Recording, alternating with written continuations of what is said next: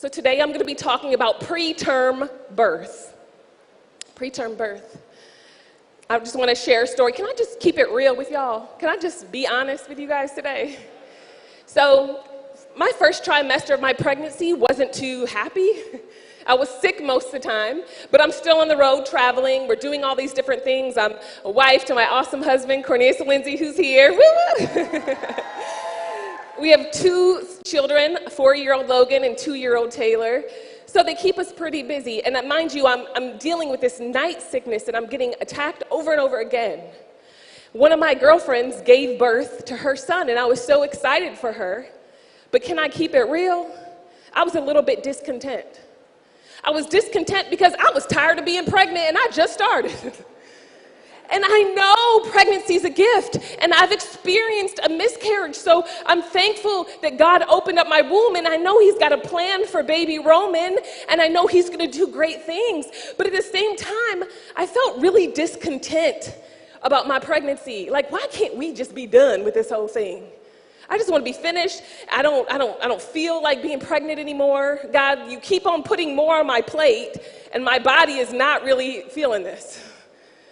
So as I began to complain, I kind of got over it and kept going. Second trimester came, which is what I'm in now, and it got better. As I began to study for this message, I asked the Lord what He wants me to teach on. He brought back into remembrance my frustration, my venting to God.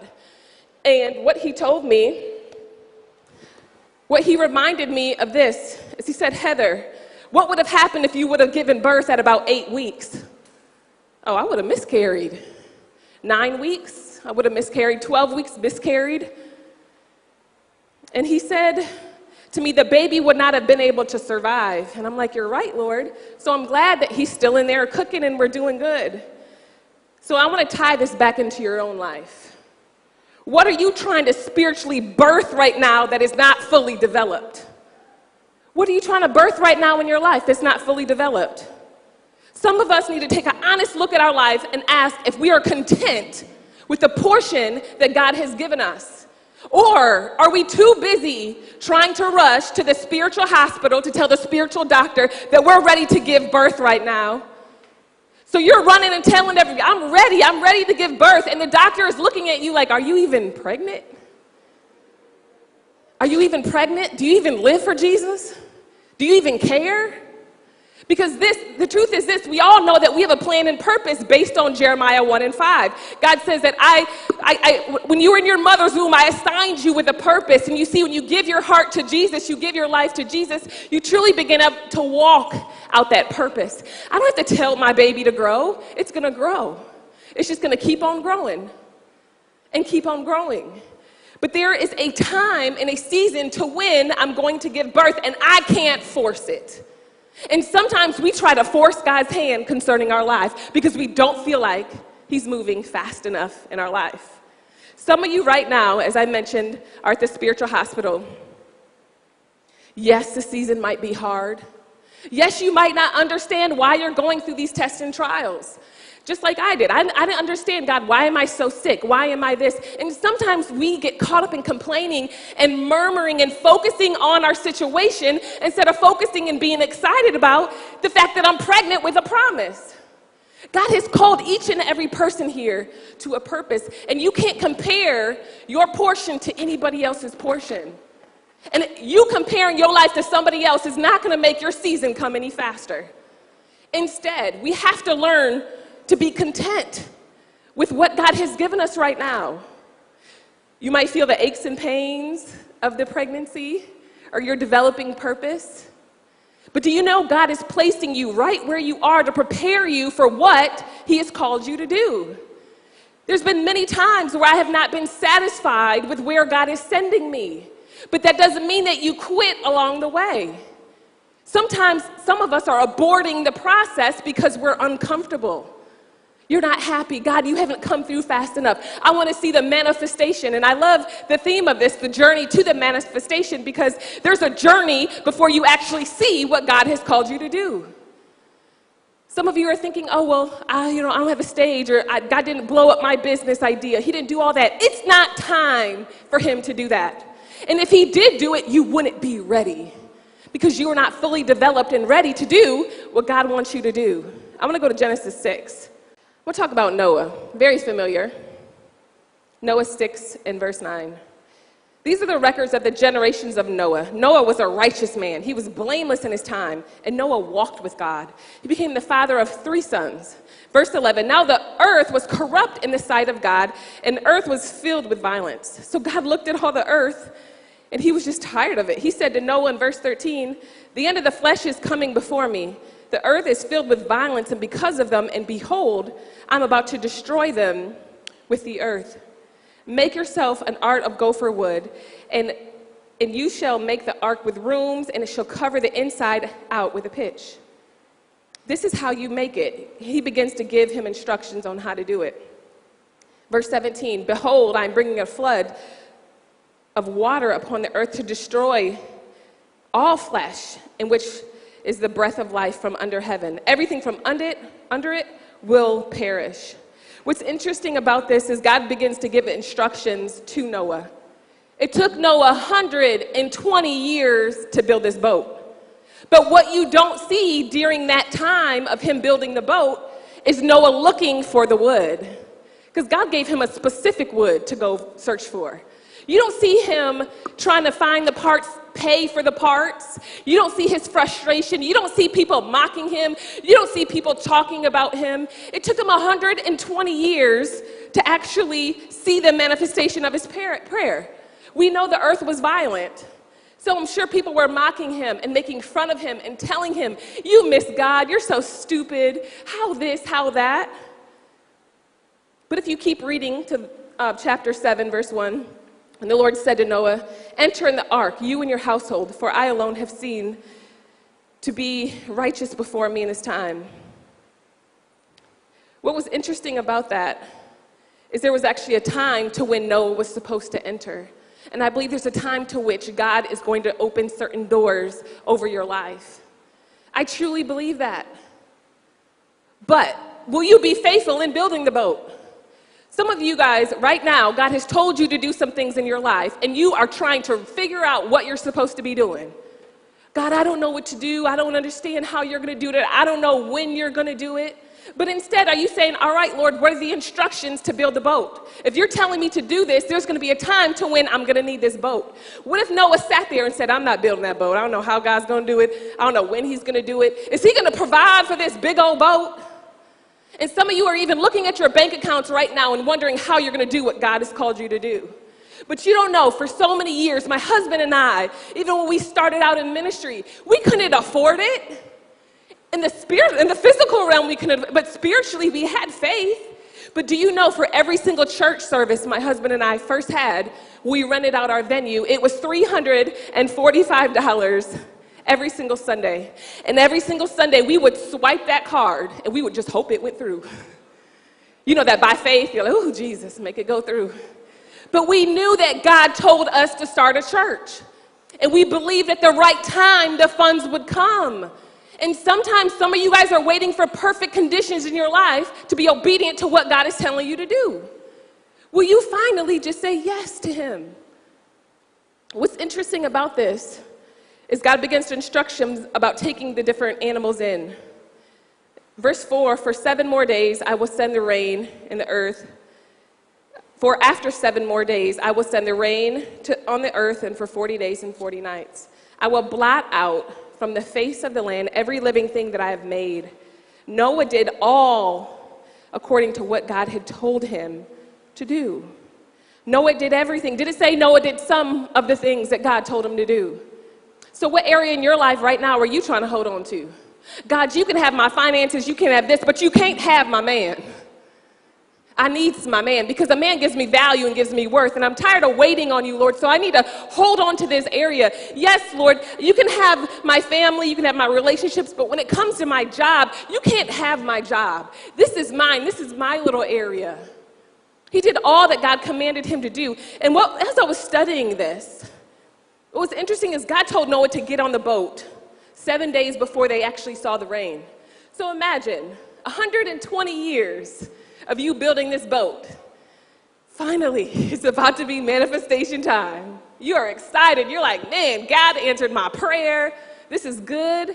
So I'm going to tell my whole family, let's get on the boat.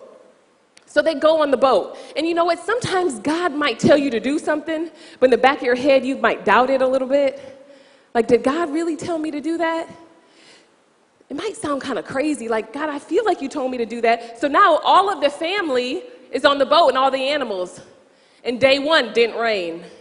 So maybe the whole family looked at him like, you've been doing this for 120 years. Are you sure it's going to rain? Day two, no rain. Day three, no rain. And sometimes when God tells you to do something, it might sound crazy to everybody around you, including your family. But will you remain faithful to whatever God is telling you to do? Day 5, day 6, and then finally, day 7, it started to rain. Noah could not birth that boat any sooner. What if it was 50 years in? Still wasn't time. 60 years in, still wasn't time. 80 years in, wasn't time. Have you ever tried to force what God has called you to do to make it manifest because you want people to see? You must learn that your value and your worth comes from Jesus Christ and who he is. Not your title, not your degree, not how much money you have, not who you think you are. Instead, we must lay down everything about us that gives us value, or I've learned God will take it away from you. He will snatch it away. He did that in my own life. I put a lot of value in a lot of the wrong things. I remember one year my husband and I prayed this. We said, God, take away anything that's in our life that might be a hindrance to us. That year, it seems like I lost everything. I had the miscarriage. 3 people close to me in my family died. All this stuff is happening. It was frustrating. I lost my car. Like, everything that I may have put a little bit of value in, it just seems like it went out the door. And I began to get really depressed and in a depressed state. And I believe that that's a symptom of you being pregnant with what God has called you to do. Because sometimes it gets really hard and you're going through tests and trials and you don't understand because you stepped out on faith. You've been obedient to God. You've been serving in the church. You're doing everything you know to do. And you're like, Lord, why is there no manifestation of my prayers? When is it going to happen? When is it going to happen? Do you know I wasn't ready to preach? Before I stood on a stage in 2011, 2012, I knew what God called me to do long before that. But as I gave my life to Christ, he began to instruct me. And it started with small things, like break up with your boyfriend. That's not my will for your life. Fine. You know how you have in your plan, I'm going to marry him, I'm going to have all his kids, and we're going to be great. No. He said, I need you to break off that relationship because it's a distraction to me and it's a distraction to your calling. You see, you won't be able to fully develop in what I've called you to do if you keep those things and people around you. They're going to distract you from what I've called you to do. They're distracting you from your purpose fully developing. Fine, Lord, I will break it off. I don't understand, but fine. Cut that off. All right, Heather, I want you to move. Move where? You want me to move to New York City? Okay, that makes a whole lot of sense. I have no money. You're telling me to go to a place that I cannot afford because the rent is very expensive, and you're telling me to move there by faith? Fine. So I begin to research apartments. Lord, this is further confirmation that I can't go to where you're telling me to go because the rent is really high. And I don't think that I can use my faith to pay for the rent every single month. Then he begins to one of my best friends calls me and says, hey, this girl's looking for a roommate in New York City. The rent is $500. What? Psh, I'll take that. I took it and I packed up a van and I moved to New York City by faith. It was part of my development. I needed to not only hear that God provides all of my needs according to his riches and glory, but I needed to experience. It's one thing to read the scripture, but it's something else to take the scripture and apply it to your life and begin to walk it out. And I began to walk it out. In that season, it's like you almost think that when you get there, it's going to be so amazing. It's going to be so great. But I was only a few years in, and I would not see what God has called me to do for years later. So I moved to New York City. The Lord tells me to go to work somewhere for free. That makes a lot less sense, Jesus. You want me to go work there for free? That doesn't make sense. He's like, I want you to go there and share my name and share who I am. So I was like, fine, Lord, I'm gonna go. So I went to this job and I worked as an intern, and I had like this curse jar, and I said, if you curse, you gotta put $1 in here because I'm tired of hearing y'all cussing in the office. So I had my curse jar and I had my worship music playing, and I knew I was there for a purpose. I knew it was a part of my development. It was part of my training. Yes, I didn't understand completely the big picture, but God was preparing me then for this moment. He was preparing me then for ministry. I was a really big wimp, and I used to cry about everything. But working at that job broke me really quick. My boss used to cuss me out every single day. I used to work 80 hours a week, and mind you, I'm not getting paid. And throughout this process, the Lord began to show me, Heather, your worth is in you. Your worth is in me, and it's not in you. You got to get your eyes off of yourself. You have to get your eyes off of who you think you are and all of your degrees and your title and your money.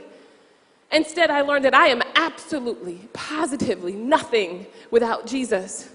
And He is all I need. He provides all my needs according to His riches and glory. So throughout that process, I'm working. God begins to move me. And I start serving at my church. Have you ever served at a church and felt unappreciated? Yeah, that's how I felt. I worked in 5 different ministries.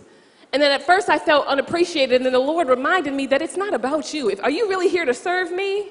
Are you trying to serve and get people to notice you at church and notice your service? So I got real free from that. I just began to serve, and people would hurt me at church, and I didn't understand. I came to this place, for healing and to walk in what God has called me to do. And I knew I was called to preach. I knew, but it wasn't my time. I wasn't going up to the pastor. I need to preach. Where's a microphone? I need to get on the stage. Because it was not time. I wasn't developed yet. God wasn't fully developing me yet for what He had called me to do. I didn't go in there and tell them, oh, my gifts and talents are not being used here. I'm going to have to leave now. I knew God called me to preach.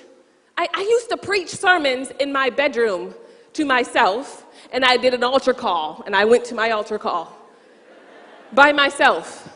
I used to be laid out, snot, everything.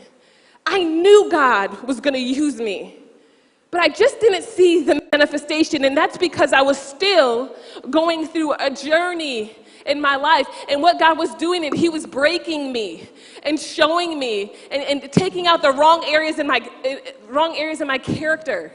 He was showing me that when I'm being selfish, He was showing me that, at the office, I can't keep stealing the ink for my Bible studies. Y'all know how we do. He was showing me how to overcome evil with good. He was showing me to trust Him in the midst of what I was experiencing. He prepared me, and I really love Philippians 1:6.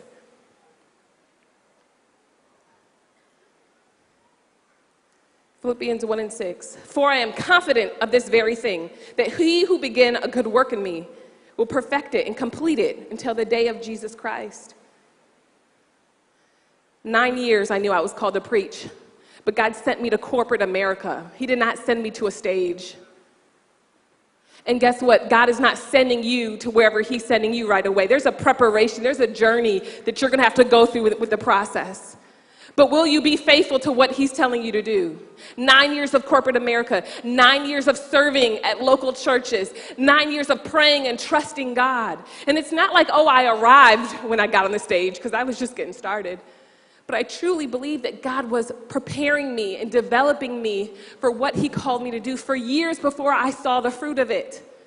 But I wonder how many of us are complaining and murmuring about what God's not doing, and we're focused on other people's pregnancies, and we become jealous and bitter about their life. We're like, well, God, why'd you do that for them? How are they on the stage at Ignite this year? I can sing better than them. I can preach better than them. It's your mindset God is trying to grab a hold of to show you that He opens and closes your door. And I can tell you this, when it's time for you to birth what God called you to do, no devil in hell can stop it. I'm telling y'all, I am a first-generation preacher. My husband's a first-generation preacher. When God opened up the door for us to preach, to this day, I have never gone to a church and said, can I come and preach at your church? I have a gift of preaching. I don't have to, because God goes ahead of me and on behalf of me, and he puts me on the hearts of other people. I've asked people, hey, can I borrow your venue? Shout out to GLA, and definitely asked to borrow their venue, but I didn't say, oh, I got a gift, can I come and preach? No. In all of my years of preaching, I have never asked anybody to go anywhere and preach. There's been times where I've heard stories when I ask people, how did you hear about the ministry? And this girl said, well, this girl told me about you at the barbershop, and she was getting her hair cut, and I was getting my hair done, and she told me about you, and I looked you up, and it's like, they didn't know that she was a pastor of a church in Texas. So it's almost like God has a way of moving on your behalf. You don't have to kiss anybody's butt. You don't have to compromise. You don't have to throw anybody under the bus. You don't have to gossip about anybody and try to hate on anybody. You don't even have to do any of that. Instead, all you have to do is stay in the lane that he's told you to do. Are you willing to stay in that lane? Because I'm telling you, when harvest season comes, from you being faithful to what God is telling you to do, it will absolutely blow your mind. But will you get to that place? Will you get to that place of saying yes to God when it's hard? Yes, when it's easy. Yes, when they talk about you. Yes, when you're scared. Yes, when you don't feel good. You know how many times I have gotten on a plane where I didn't feel good? One time I was going to Canada, 24 hours, it was a 12-hour trip, same day. The night before, a couple days before, I got the flu really, really bad. I'm sick, Logan is sick, Taylor is sick. For some reason, my husband didn't get sick, but it's fine. We're glad he didn't. But we're all sick and we're all throwing up, and it's bad. And I know I have to preach, and I've never canceled on a church and never got on the plane. I remember just laying there, and I'm just like, God, I'm not gonna make it, man. I'm not gonna make it to Canada on tomorrow. I'm tired. I'm throwing up. I don't feel good. I don't want to get other people sick. And I remember laying there next to Logan, who wasn't feeling well as well. He was about 3 years old. He started to sing, I can do everything. I can do all things through Christ who gives me strength. He says, nothing is impossible. So my 3-year-old begins to sing this song that he learned from children's church and at home, and I just begin to weep. And I said, I can do all things through Christ who gives me the strength. Yes, it's hard. Yes, I'm going through this test. Yes, I'm going through this trial, but I believe that I'm healed by the stripes of Jesus. And I'm still laying there not feeling great. My assistant comes into the room at about 3 a.m. and says, all right, are we going to the airport? And I asked the Lord, I said, Lord, am I going to the airport? He said, just get to check-in, ticketing check-in. So I was like, I can do that. So I got up, and I'm walking really, really slow, and really, really slow. And I'm just like, man, I believe that I'm healed. I know you're with me. Yes, it's hard. I don't get it. But as I begin to go, I got to ticketing check-in. And I said, all right, Lord, I'm here. What do you want me to do? He said, just get to TSA. I said, all right, I can do that. And what I love about God is he doesn't just throw everything on you right away. He begins to take you through a journey of steps, of processes, so you don't get overwhelmed. So I began to walk to TSA. And then he said to me, Heather, you're healed. And I immediately felt it from the top of my head all the way down. I literally was normal. I was just walking. I just walked right through TSA. I was literally healed in that moment. And sometimes when God calls you to do some things, some of you are staying at home. You're not willing to get up and go to TSA. You're not willing to get up and go to the ticketing counter. Yes, it's hard. Yes, it's going to require some blood, sweat, and tears. And yes, you won't see how God is going to do it. But if you don't get up and make the necessary steps, you won't see the manifestation of what he has called you to do.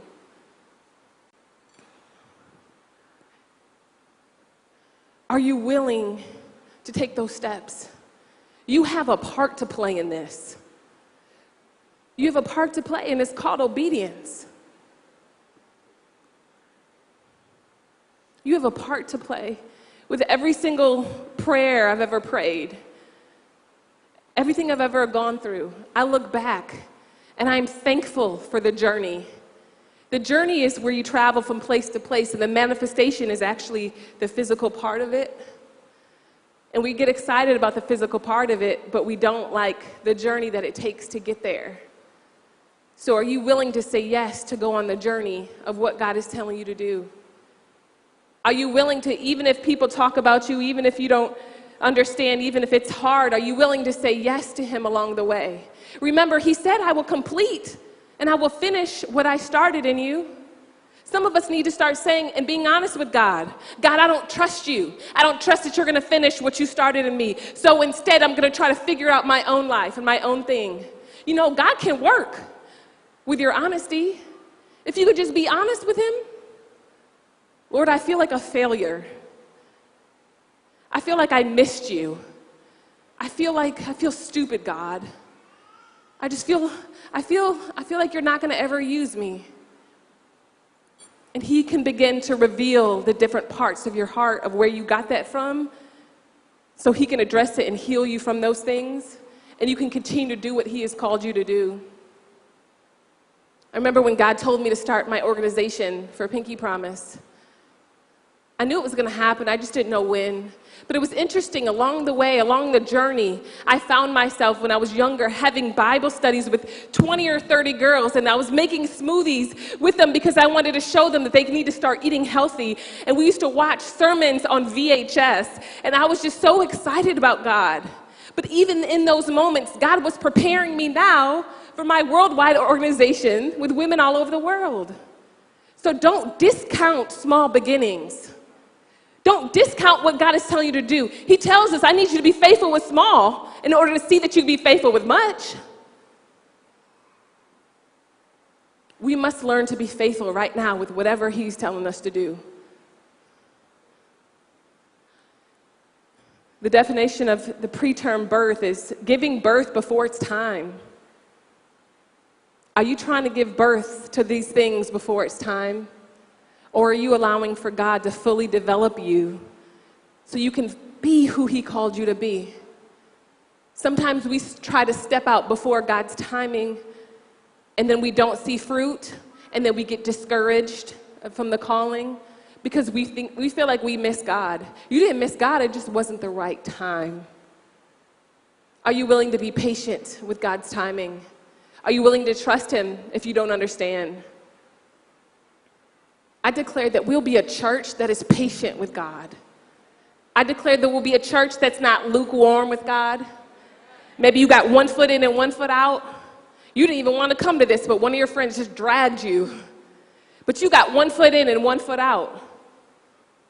But you will never see the manifestation of what God has truly called you to do. He created you while you were in your mother's womb. He assigns you with a purpose. He knows you, and because he knows you, he knows what's best for you. So don't run from him. He's the only one that can help you.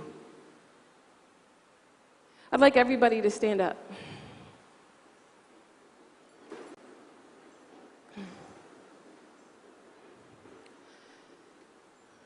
When I birthed what God called me to do, and he continues to develop me and continues to prepare me, don't get me wrong.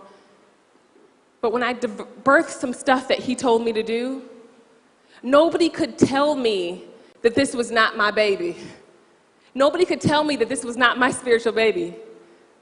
No one could tell me that what God has called me to do, that wasn't what he called me to do. You couldn't come right now and try to tell me, Heather, you've not been called to preach. You've not done this. No. You see, I've seen too much of the faithfulness of God while I was being fully developed. It doesn't matter what you have to say. It doesn't matter how you feel about me. I'm still going to do what God has called me to do. But this confidence comes in the journey.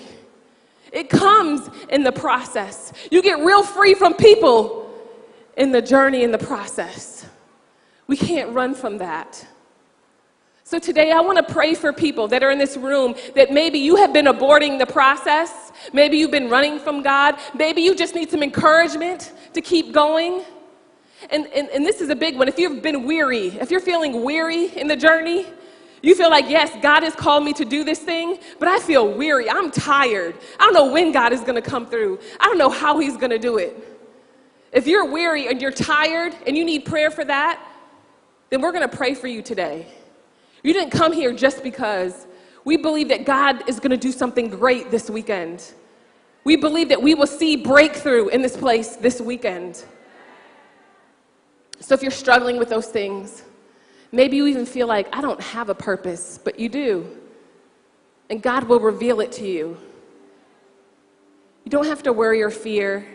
All you have to do is say yes to him. If you've also never given your life to Jesus, this is the day that you will give your heart to him. I'm telling you, he will do exceedingly abundantly above all you could ask or even dream of when you say yes to him. Thank you for watching today's sermon. Subscribe now to get an update on when the latest sermon arrives.